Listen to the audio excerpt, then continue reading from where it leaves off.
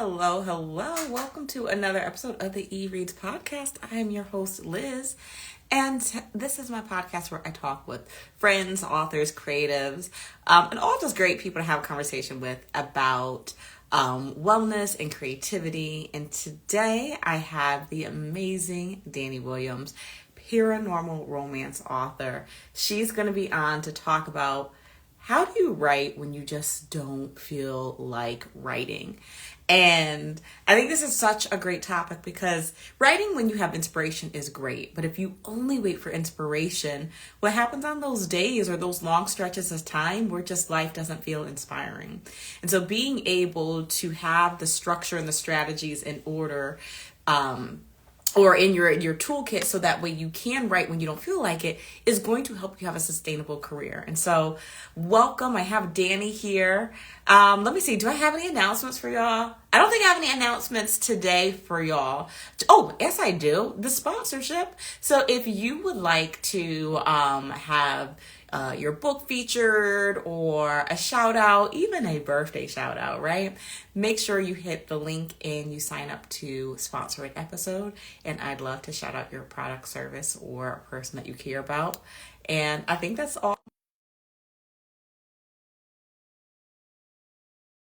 Stage, a welcome and hello on this chilly Saturday in New England. Hi, friend. Hello, how are you? Good. How are you? Oh, I am fine. Ooh, how now? Is it cold where you are? It is freezing here in New England today. Yes, it's 17 degrees with a wind chill of like negative 20. Oh Mhm. my gosh. I think we're like -9 with the wind chill, so nothing that bad, but like, oh my goodness, I can't wait for warmer weather. I know next week will be in the 30s though, so I'm excited that we'll be above freezing. Oh, okay, nice. Nice. I'll take that. The bar is real low. Thanks. Thanks. Well, please introduce yourself to everyone. Hi, everybody. My name is Danni Williams. I am the author of the Nightshade Vampire series, and I'm on here today talking with Liz about writing. Absolutely. Y'all, Danni is not just an author. Like she really is an in-person guru. So like if you need like supports related to like in-person events, make sure you check her out and ask her questions and services and all that stuff because she is really a great expert in that and really a great entrepreneur when it comes to the business side of writing. So I'm really excited to talk about what have you been using to stay on task especially when you don't feel like writing. I discovered that I have to have a deadline. If I don't have a deadline, I will push stuff off. So right now I'm actually also trying to work with a planner. This year I'm really trying to get focused on what I'm doing. I have like I've been working on Shadow's Moon now for a year. I should have been had that done. Really? That's Yeah. unusual for you because you're like putting them out. So like can you tell us what you're working on and how has it been going so far before we get back into deadlines? Because I feel the same and I'd love to talk more about that. But first, catch us up on what you're working on and how that's been going. I'm currently working on a Cinderella retelling called The Broken Slipper. It is for the Gen Con 2026 anthology that will be coming out in the end of July. We're going to premiere it there, and then it'll be available every place else. The anthology is called Fangs and Fairy Tales. It's going to be featuring me, Jory Reeves, and Aaliyah Del Rey. We're each writing a fairy tale retelling. So it should be a lot of fun. And that's what I'm actually doing my first round of edits. I've already finished the story. Now I'm trying to go back in. I figured out I hadn't described either one of my main characters, so I'm trying to put those in as well as trying to. I'm reading through it. I'm like, expand scene here. That was great while I was doing the first draft, but now it's coming back to bite me square in I'm behind. So I'm going through now, and I'm actually fixing that up before, and then run it through Pro Writing Aid before I send it out to a beta reader. Mm-hmm. And is that your usual process? Like when you're writing, is that the same structure that you use, or was this different? Was there anything different? The only thing different about this was that I wrote the majority of the book within 7 days when I was off for vacation. Uh, Really? yeah, because I was trying to get it done early. So I wrote, "Hey Jory," I wrote the majority of the Broken Slipper over Christmas, between Christmas and New Year's. Okay, okay. And what helped you to do that? Because I know you said like well, okay, is it the deadline? Because I know you said deadlines help you. Was it the deadline? What helped you to get so many words down? What helped me was the fact that I didn't have to go to my day job for a week. So Okay. I wanted to see how it'd be to be a full time writer. So I got up every day. I got online, especially me and Jory. We'd get online. We'd be on Google Meets all day. We'd write for 20 minutes, take 20 minutes, take like 5 or 10 minutes, write for 20 minutes. We did this for a week straight. We were so exhausted by the time the end of that week. It was like I went back to work tired as all get out, but I had the majority of the Broken Slipper done as a result of that. So I figured if I could do something like that when I take time off, then I'm doing. But now, because I was writing, I wasn't worried about was it perfect, was it right. I was just Right. trying to get the bones of the story. And then Jory read it, and then she was like, "Hey, Daniel, you missed this," because I got to the end and didn't know where I was going. I'm like, "How am I going to end this?" And then she was able to come in. Yeah, we did 12-hour days, so. Mhm. Okay, so like I'm really curious. So one thing you talked about was not being worried if it's perfect. And I do think that is a big part of moving through your work, right? Like Yeah, if in the beginning, if you're so critical and over editing, it can slow you down to the point where I think I'll say personally, sometimes you can feel defeated. I think in that yeah. first go round, get those words down. But I'm also curious of the part where you talked about you wanted to know what it was like to write full time and you took off that time. I'm curious, like what did you discover about that compared to like your normal process? That if I was say writing full time, I would have to set a schedule every day. Say like from 8 to 12, I'm just writing, and then Mm. focus on other things. Put blocks of time out. But because I knew I wasn't trying to do anything else, Mhm. we got up in the morning after our musers. We'd get up Mhm. and we'd just stay online until Mhm. we were dog tired. Would I do that every day? No. If I And was working from home, I'd have to have a schedule. I love that too because what I'm hearing is like because yes, writing in those big bursts are important, but sometimes it's not sustainable. And I think sometimes people beat themselves up because like, oh, I didn't do 12-hour days all year long. But like that's a lot. That's a lot of Yeah. mental energy, it's a lot of physical energy. But I love the idea of doing that in spurts, taking a week off, doing like a staycation, or even maybe going on a vacation, a little retreat and doing that. Yeah, like I'm going. For example, I'm going on a cruise later on this year called it's a fantasy cruise called the oh god, I just Spellbound at Sea. I hope And we have you back to talk about that. That is going to be so fun. yeah, I'm one of two authors that are going to be on it. The third author I think dropped out, but I'm one of two Hmm. authors that are going to be on there. So right now, this month and next month, the book club that's associated with it are reading the first of our series. Um, Oh. And then I have like a page set up so after they read the book, if they want to get more, they can go ahead and order more off of Baventi, and I can Hmm. have it shipped to them. Hmm. And then they're going to bring the books and I'll sign it. Oh, I love that. I love that. Um, Kind of derailing a little bit, it makes me Yeah. think about the power of collaboration, right? Like, Hmm. you partner with this place that's doing this amazing bookish, retreat at sea, and then there is a book club established to that, and I think that really helps it when we're thinking about like sales and marketing. Like Yeah. when you can connect with other people in their community, I think it really helps to expand your business. Yeah. And I've already been invited back to next year's. Stop That's, it! I'm so yeah. happy for So, you. yes, I'm going to, she's going to start taking the payments and everything for next year's, shortly after we get back. So I'm going to actually, I think that was going to be on one of the Virgin cruises. So, Oh, yeah, this never been one's on on Royal there. Caribbean. So Hmm. I'm hoping that Virgin will let me bring my books on to sell. Royal Yes. Caribbean wouldn't. Because if I could Okay. do that and have the people pay for it and get the books, bet that would be perfect. Listen, you have some luggage stowed away. Come to my room later. I got you. I got I you. got you. Or if we do it in front of a gift shop or something, I got you covered. Listen. So I'm always looking for ways to sell my books because I sell more books in person than I Yeah. do online. Because when Hmm. people talk to me and they come up, I make the majority of my money doing in-person sales. Now, having said Mm. that, I'm not doing as many in-person sales because I'm only, if it doesn't make dollars, it doesn't make sense anymore. So I'm doing bigger events this year. I'm doing like Gen Con. We're doing not Indiana. We're trying to get into the Indiana Comic Con. We're doing the 5 Star Comic Con this year. We're Hmm. doing, um, I forgot what else, but halfway to Halloween Wicked Bazaar, and it's kind of funny because These sound so um, fun, Danny. I'm so excited for y'all. I'm doing every event that I'm doing, with the exception of the cruise, I'm doing with Jory and Aaliyah this year. Yay. And then next year, 2027, you and I are doing Yes, we one as well. are Yeah. in Savannah. I forget the fantasy ball with Boozy Book Tour. Okay. Yes, I'm really excited for you. And again, it makes me think about like when you were talking about you make the majority of your sales in person. As long as I've known you, you do a really great job of evaluating your process, whether it be on the entrepreneurship side of where's the money going, where is it coming in, and then you explore how to grow that, how to multiply that. Um, how has that also helped with the writing? It sounds like you were able to see, like, okay, I need to take off a week so that I can do that. But how has like your critical thinking helped you on the writing side? On the writing side, and I had to just I had to focus on what's important. Stop branching Mm, off.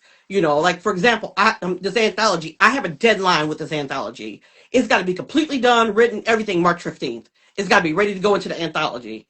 Even though the anthology isn't going live until August, we need time to get it printed. We need time to make sure it's formatted, but all of it has to be ready to go by March 15th. Now I have to, a critical process is I have to have deadlines. Like next, mm. as soon as I'm done with the Broken Slipper, I'm moving into my Kickstarter Let's go, my because friend. I have already bought the cover for the Kickstarter. I've bought artwork for the Kickstarter. The books are written. They're my first three books. All I gotta do now is put it all together and then start advertising. I'm not gonna go live with my Kickstarter. I think I'm not gonna put it live until like May, I think. But I need to Okay, go I ahead and plan get on it going in together. June, so okay, I can't wait to support yours. I'm so excited. It's gonna be my first one, and then when I release Shadow's Moon, I'm gonna release Shadow's Moon first on Kickstarter Mm-hmm. to try to sell it first. Then I'm gonna go. But another place I'm gonna once I'm done with Kickstarter, I'm gonna take that book that I did for Kickstarter, that I'm all in one, and I'm gonna put it on with my TikTok. So when I do lives, I'm gonna talk about here it is. And I'm also working with on the creative side. I'm kind of working with an agency, not on my book itself, but how to promote my book on social media. Nice. Yeah. Lovely. I love that again, like when you're talking about deadlines and you're setting this, deadline, again, Jory and Ali are depending on you, but how do you do with like self-imposed deadlines? Like, some people are like, oh, I need it done by Friday, but like, oh, I can push it off, push it off. Like, do you do a great job of holding yourself accountable? What does that look like? I have two deadlines. The first one is a suggestion, and the second one is a hardcore. I try to get done by the suggestion, but I pad it because last year, as you know, I had some medical issues, so that's why Silver's Moon has been Mm-hmm. Shadow's Moon has been pushed out so Mm-hmm. long. It was hard to Mm-hmm. write with some of the issues, so I had to allow for that. That when I have a deadline, Mm-hmm. and then I also pad up. I give myself 5 6 days after that deadline to make sure that if I get a migraine, if my leg hurts Mm-hmm. and I can't sit down, Mm-hmm. something like that. I gotta take into account my health. I'm 50, or I will be 50 in a couple of weeks. Happy early birthday. Thank And you. I'm glad you brought up the health of it because when people hear how to write when you don't want to, I don't want the takeaway to be like you ignore everything. No, But yeah. So, like, what was that balance for you? Like, how did you gauge when to push yourself and when to respect your body? What was that like for you?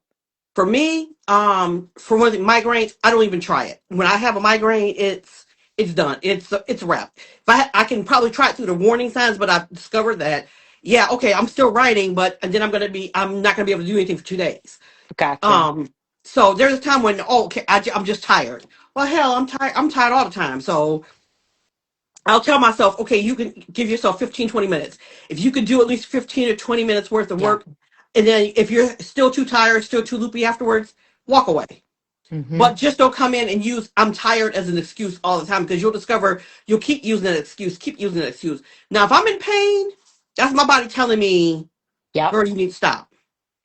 1000%. And like, thank you for breaking that down. I was just reading this book, Atomic Habits, and he was talking about that in the sense of like, when you're creating a habit and you have one day where you fall off, okay, get back up the next day. Because if you keep getting off, keep getting off, keep Hmm. getting off, you're reinforcing that habit of not doing it. But I love, and one of the kind of skills or like the compromise was kind of like you were saying, can you do 5 minutes? 5 bad minutes of writing is better than no minutes, right? Yeah. Can you do 15 minutes? And like I love how again you are saying to take note of your body, respect it, like pain is a stop, but a fatigue it's like come on, like we may be able to push through that and then take a break. And so I love the duality of that. Yeah, now earlier this year, and Joy has a point she put down here. We had to extend Mhm. our deadline, realizing that this is the deadline because we didn't finish our book, and we Mhm. thought we were going to finish it in January. Both of us, we have rough drafts done in January, but we don't have the finished product. Gotcha. But last year, I was dealing with a lot of medical issues where I was Yes. extreme fatigue, brain fog. I was starting a new job with them at my company. I had to just give up the fact. I just knew during that time I could not write. But when I did not do, when I could not write, that didn't stop my business. That just meant I had to focus on something else that I could do. So during that time, I was doing TikTok lives. During that time, I was doing in-person events. I Mhm. never stopped. Just realize what you can and can't do. Sometimes the creative Mm. grind is just not on.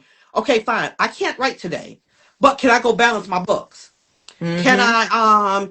I do my social media for the day? Can I go Mhm. ahead? Okay, if I can't, I can. It doesn't take a lot of brains to do social media. Mhm.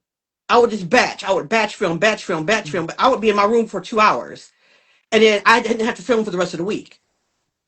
Let's Mhm. go. I Mhm. I love that where you're saying like if you can't write, do something else. I think that's really important because in thinking about the mental health, right? So like if you delay, the work is still there, whether it's the accounting side, whether it's the writing side, whether it's the social media side, and it can become too overwhelming to the point where you just stop Mhm. everything. And so by doing what you can in those moments, you continue the flow, you continue the I can do this. Like this, the work doesn't stop because it it doesn't. You know, I wish the mortgage was like, oh, okay, you don't feel well, okay, we'll Yeah. take a pause. It certainly it certainly doesn't. Yeah, and I remember one of my upper management at the company I work for. He was like, "Daniel, if you ever get," because I was telling him I was damn near in tears. I'm like, "I'm trying my Yeah. hardest, but I'm so tired." Mm. And that's what finally made me go back to the doctor. I'm like, I can't function like this any longer. Mm. I said, "There's got to be something." He said, "Okay, I didn't realize it was that bad." So they kind of Mm. switched up the medication. I'm still Mm. on a lot of medication for my leg, but I'm on Mm. medication that I can think through. Nice. They switched it up, but my boss was like, if you can't get it switched up, I'm going to recommend that I'm going to sign you out for 2 or 3 weeks just on Mm. medical. He said, I'm Mm. going to have you taken to the doctor, and I want you to stay home, and I want you to get some sleep. I want you to rest. But Mm. luckily for me, I was able to once I switched that medicine, literally within a week.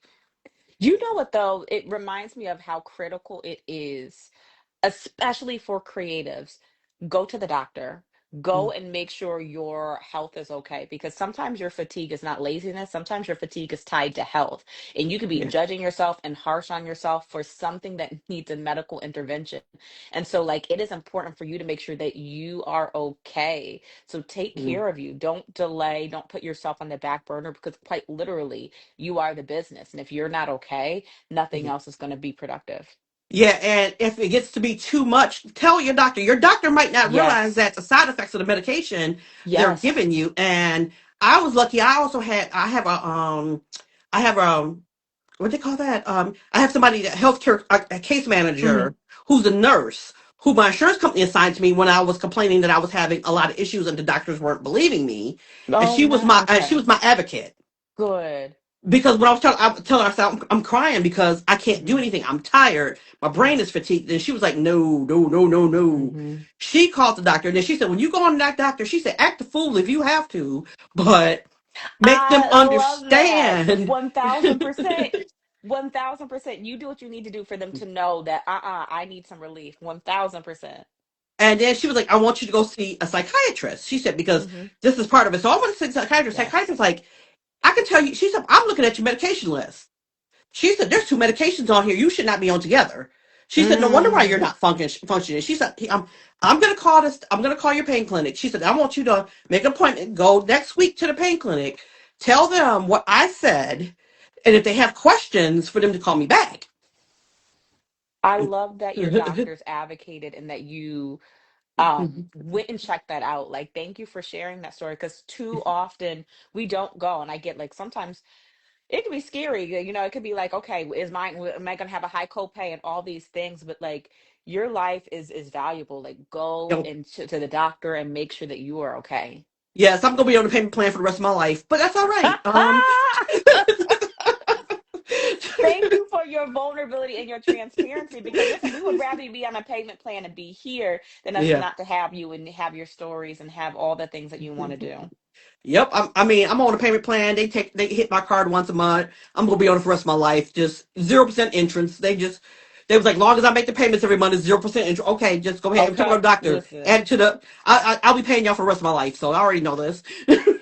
I absolutely love this. And like, again, like I love the you didn't give up. It would have been Yeah. so easy to just say like, I'm not gonna write, I'm not gonna do this, I'm not gonna do that. And like, that could have added to the depression, the fatigue, the anxiety, because you're not doing something that also excites you and heals Yeah. you. And so like, did you ever feel like this is too much and like want to give up? Like, what did you do on those days if you had them? Didn't want to give up. And then I reminded myself, this is, you let people talk you out of being an author most of your life because you can't make the Mm, money. You can't pay. I've been wanting to be an author since I was 15. And I did not really write my first book until I was in my mid 40s.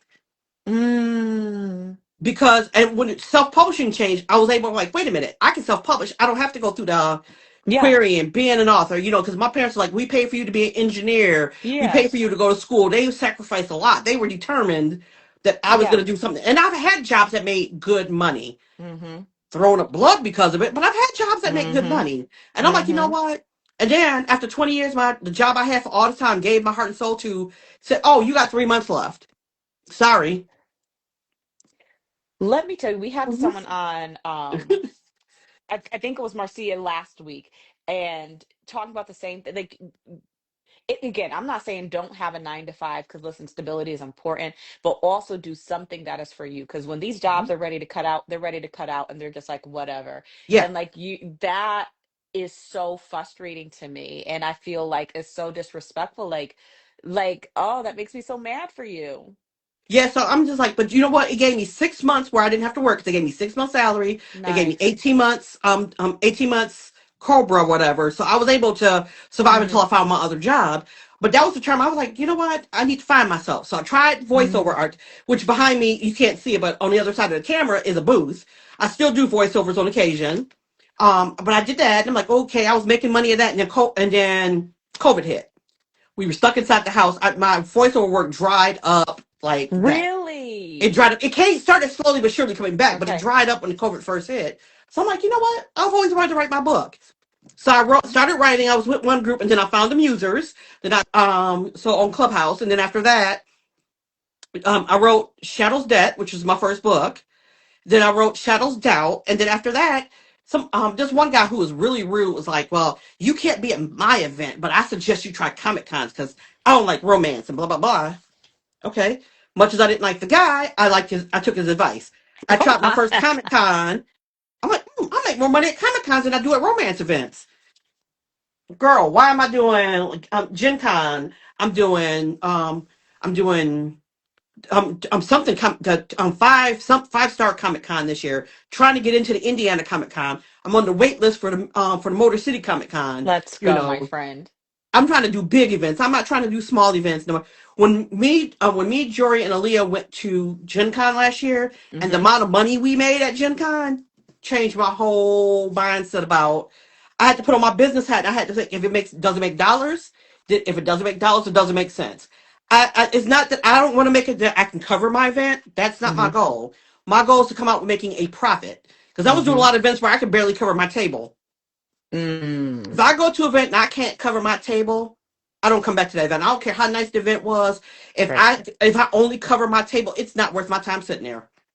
Now, question for you, for folks who may be newer and they're listening, like, when did you know to make that jump to Comic Cons? Like what is the value of doing smaller events, and when should they transition to those larger events? The smaller events, you do it at the very beginning. Do the smaller events, but that way you can learn your process. You can learn what works. You can get your setup to going. It's not going to be a big disaster if you screw up. Mm-hmm. Once you're able to find it, if you do an event that's 4 or 5 hours, because there's a difference between an event that's 4 or 5 hours and an event that's 8 to 10 hours. Mm-hmm. Between an event, because when I do an event that's 8 to 10 hours, I have to have somebody with me. A four to Yeah. five hour event I can do by myself. An 8 to Mm-hmm. 10 hour event. I need to. Usually my friend Katie comes with me. I gotta have somebody with me this year because we're doing bigger events. We're me, Joy, and Aaliyah decided we're gonna work together. So we Nice. have a setup now. When we do events together, the events come through my company, Dragonflight Media. We take all the payments together. We don't do separate payments. And at the end of the day, we divide up. Okay, because when we do it on like PayPal, Mm-hmm. I do everything. At that point, we can drop out. I mean, we can literally do reports. Here's all Jory's money. Here's all Leah's money. Here's all Danielle's money. Here's the money on the books we wrote together. And then once I do that, the day or two, and yes, Jory and Aaliyah could tell you I need to sleep before I sort out the money because I will fuck the money somehow. I sit down the next day after I've had a lot of sleep, or the day after, and I'll figure out, okay, this amount belongs to Leah, this amount belongs to Jory, this amount belongs to Danielle. Then here's the kitty of our three books together. Hello, Roland. Here's our three books. Here's our together that we divide by three. Mm-hmm. But I got to take out the taxes for the event first.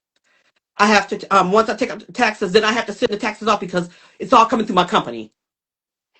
So Mm-hmm. You now I have a have tax IDs for my company in Ohio. I've had tax IDs in Indiana, and I have tax IDs here in Michigan for my company, Come just as on, a let's result of go. that. Let's go, entrepreneur. Let's go. Okay.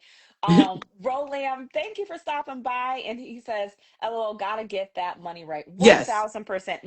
Listen, I'm trying to pressure Danny into adding consulting or coaching to her business because this is so great. Even the thought about like here, how to have a group of people and have it through a company and doing all that. So like, listen, I'm just trying to like slowly pressure her to join the consulting world. But I'm learning all of this as we go along. Like, for example, Yeah. I am probably going to be doing this year a talk on self-publishing 101 this year at Gen Con. Yay. Because last year I did a live events 101, but I'm going to Mm-hmm. do self-publishing. This class is going to be assuming you've never published a book. I'm Mm-hmm. gonna for 2 hours. I'm gonna talk about what you need to do first, second, Mm-hmm. third, fourth, and then I'm gonna have where they can sign up for my mailing list, and they'll get my whole presentation for free. Nice. I'm So actually, wonderful. and if I can do it, I don't know if I have time. If I can write that presentation up into a small ebook, I might even just say, hey, here's my card. Here's a postcard with all my ebooks with the ebook for this presentation on it. Or like a Mhm. Canva course. Like you're already gonna have the presentation, record yourself in Canva and then pop it on your website. Like, Yeah, listen, it's valuable information. And so like that is another thing that I think is important is the mind of a creative entrepreneur is like think about your book as one product, but what are the other products? yeah, Because right, for it to be sustainable, it's the same way how you have your 9 to 5 and now you have to work and have a side gig because it is really hard to have one thing and to generate enough money now. And so what are the other things, right? Are you going to do Comic Cons in addition to publishing and having your website? Are you going to do speaking? yeah. And so to think about what are the other ways that you are going to generate in Or even from like your one book, right? You have your ebook, your audiobook, your special edition. You can do workshops with that. Like how does this one book generate multiple lines of revenue for yourself? just like I'm just gonna put this out here. Yeah, I did a video on a planner that Jory and I did together, and I was it's just showing gorgeous. it so it fit inside of one of my coach planners. So I was just and people started asking us to do it. So this is how the social media planner here is born. And we got to make we just got our proofs and they got some mistakes in it, so we got to get the mistakes credit. Then I'm going to start pushing this on social media. Hey, I got this planner. Here's for a quarter. Here's all your stuff. Mm-hmm. This was born of a TikTok post. So we're gonna unfortunately we're ordering them from London, so they come a little while, but because we wanted them special. Nice. And Roland, Jory says record via a video and transcribe and edit. Absolutely, that's a great way as well as generating that kind of like the rough draft for your ebook. And Roland says multiple streams of income is the way. Absolutely. Like when you even think about like your favorite celebrities or your businesses, start to really look at what are the different revenue lines that they have.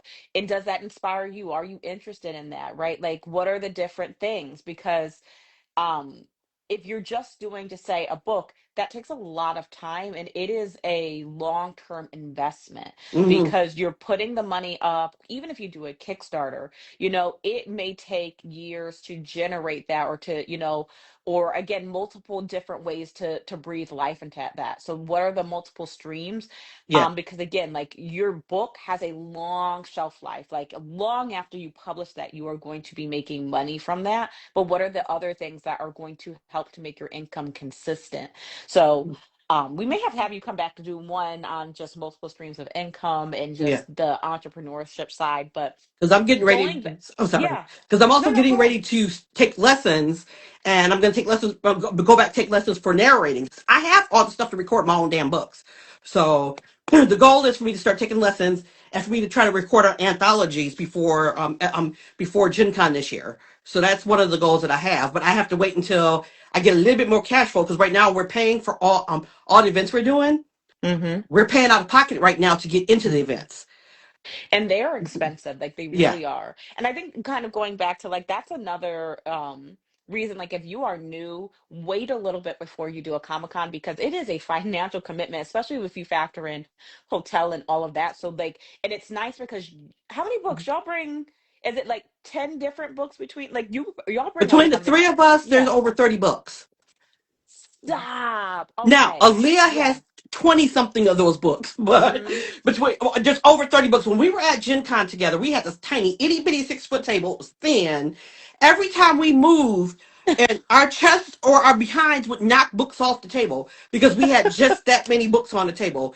And our anthology that we did, which I don't have any copies of right here, we sold out of our anthology Nice. because we told everybody that we premiered this anthology. We're premiering it here. Mm-hmm. So, and we're doing the same thing with Fangs and Fairy Tales. We're not going to sell it anywhere until we get to Gen Con. After Gen Con, we're going to do a push Mm-hmm. to sell it. And it's great because they become your early readers that help to kind of like generate reviews, all of that. Like, it's so smart. And we had people actually come back. I had one girl come back. She read our anthology the first day, and she came back and Oh, brought more of our books afterwards. oh, like, I love that. And I love the teamwork. Like, again, I love all that. And again, like, you are writing in doing all of this. So for you, so it's like, for listeners who are maybe struggling with trying to do it all, like, do you have a schedule? Do you write when inspired? Like, how do you write and can maintain that while doing everything else? The majority of my writing happens on the weekends.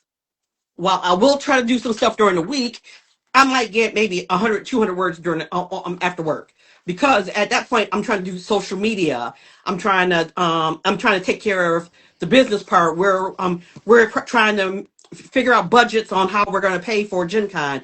We're designing our postcards to put our stuff on. So there's a lot of behind the scenes work that we do during the week. During the weekend is where the majority of my writing occurs. Now, once I'm done with the Broken Slipper, I'm probably not gonna actually hardcore write. I gotta then focus on it's tax time, so I've got to get my taxes done. I've got to make sure all my bookkeeping is up before I hand over my taxes. That's gonna be a tomorrow task actually. This year I'm determined I'm gonna start handing my bookkeeping off to a professional because I'm finally making enough money where I can afford to actually pay somebody to keep my bookkeeping up, and to do my taxes. So I'm so excited. I'm Um, excited for you. I'm so proud of you, Danny. Like, that's hard work, but like, it feels so good when you can look at your labor and say, like, this is money I brought in through my labor, through my expertise. And like, how does that feel amidst all the hardship that you've explained to us to be at this point? it feels great because for a couple of years I really wasn't making any money. I was kind of losing money. Hmm. I think I'm at the point where I'm actually going to show a profit this year on my company. Hmm. Not a huge profit, but I will actually Hmm. show a profit. And I'm going to get to the point where my cousin, who was my roommate, I'm going to eventually start paying him to do all of my shipping for me once I get to the point where I'm shipping a lot more books. So he's just going to be in charge of shipping it. But that way I can tell him this is how I want. I have to Hmm. create a process. If I Hmm. Your sell here, you SOPs. do Yep. this, you do this, you do Hmm. this. Once this, and then once a day, I want you to go take the books to the post office. I And love that. I love that. And I love that you said the first few years that you weren't bringing in as much, because I think sometimes people give up too early. And yeah, even, like, again, like, your, again, I go back to your favorite businesses, your stars, your celebrities. It takes time. It takes consistency. Do not give up so early. Keep going. When the evidence is showing you that this is a waste of labor, then pull back. But like, you continue to assess your process. And again, like, you made multiple books, like you got like, which is great, because now, because sometimes people wait to see, well, is this a hobby? She gonna stop at one, but no, you said, nah, this is, look, this is all I got. These are all my book babies, which allows people to say like, okay, I'm gonna get one. Ooh, let me get two. Yeah. And so I appreciate your consistency, and I hope viewers who are listening see, like, don't stop so early. Keep going. Keep being consistent. Even like, if no one's watching your videos, keep being consistent. If you're not getting a sale this month, keep being consistent, because it takes all that for it to start to roll in. So don't give Oh, up so early. and here is a quote from Alicia Keys that I feel about that. It took me 7 years to become an overnight success. Girl, talk about it, because people, someone else was talking about that. It's this, oh, so and so's an overnight success. You just don't see the years that they were having the same struggle. And it's like, oh, they just came out of nowhere. You look at their origin story. They've been there, they've been in the industry. No one knew they were there. But oh, I'm going to hold on to that, because absolutely, absolutely. Yep. Danny, this has been an amazing conversation where you've given us so many, great tools and things. Please again remind folks of what you're working on, and, how we can find you and stay updated on everything. Okay. Again, I'm current. I write in Nightshade Vampires world, which is a supernatural world, vampire shapeshifters, fate, all that's alongside our world, mostly based around Detroit. I'm currently working on the Broken Slipper, which is a Cinderella retelling, based off some also characters from Shadow's Death that are suddenly now getting their own characters. I can be found on Instagram, X, all of my things. Danny Williams, author. I'm consistent with the same username across the board. So I'm mostly more on TikTok than I am on Instagram. However, I do post on Instagram a lot, but I go live a lot on TikTok, where you can talk to me about my books, and I'll sign the book once you buy it while we're on live. So that's where you'll find me. I'm gonna start pretty much doing Saturdays. Right now I can't promise that I'll be on live 5 6 days a week. It's just physically not possible, but I will be on, like, on weekends. Absolutely. Oh, and that was the other thing I wanted to shout out when you talked about you're doing writing mostly on the weekend, because I think a lot of people get caught up because, like, again, like, the big name writers write every day, 1,000 pages, all these things. Yeah. And sometimes that's not sustainable or realistic for your life. And so you said, okay, what is realistic for me? I may get 100 words here, but my bulk of my stuff is on the weekend. And I appreciate that reminder of, like, find the schedule that works for you. Yeah. Like I said, I can't write every day. I just can't, because I have a very demanding 9 to 5 job, which Mm-hmm. once I come home from that, I'm usually, a lot of times I'm mentally fried from Mm-hmm. having to deal with the shenanigans that I deal with on a daily basis. Mm-hmm. If I didn't have to deal with people, it'd be a great job. But I deal with the shit. After coming home and deal with the shenanigans, I'm like, what can I do today? Okay, I can do Mm-hmm. social media. I can get in front of a camera and talk about my books, or I can come in here and do a live, or I can Mm-hmm. come and do some accounting work or something. The creativity is not there 7 days a week. It's just not. And then Mm-hmm. sometimes I'll even just talk into my phone, and then eventually I'll become a story. When I do the Mm-hmm. dictation. Although I'm still trying, but dictation, when I have to clean up after the dictation, oh my god. Girl, if you figure out that dictation, let me know. Like, child, that is a whole beast of itself, but we'll have you come back. But listen, I'm going to give you your flowers while you are yet here. I am so proud of you. I am inspired to keep going and to grow the business. Like, this has been an amazing talk. Jory, thank you for hanging out. Listen, I'm going to have you come up next. For you who don't know, Jory is another friend of ours, and she is also a paranormal writer. Roland, if you're still here, thank you for hanging out, and everyone else who has hung out with us this afternoon. Thank you, and have a wonderful rest of your weekend. Bye Bye. bye.